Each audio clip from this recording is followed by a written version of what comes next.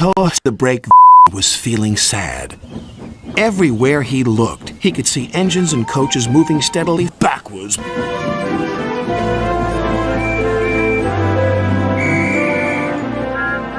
They all looked confident and confident. He decided to talk to Oliver, the Great Western Engine. I'm always going back, Mr. Oliver. I have 4... You can't be a leader without a train, Go said. Toad said.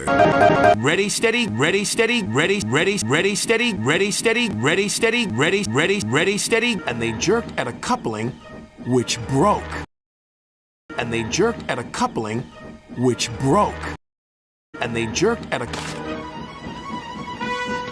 We're making him room. We're making him room. We're making him room. We're making him room. We're making him room. We're making you wish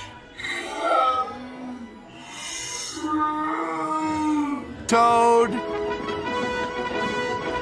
Follow the leader, yelled the freight cars. Suddenly, Toad found it fun, but the fun was soon over. A crossing lay ahead and the gates were closed. Toad couldn't stop. There ahead was Gordon.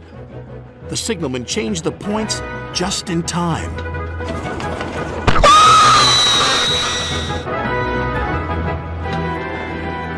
On, faster, cried the freight car. Suddenly, he saw James pulling a long, slow tram. Oh my God! Help! Say yes! A quick-thinking shunter did, just in time.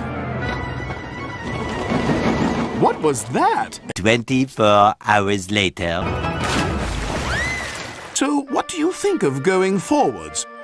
Straight into a muddy pool.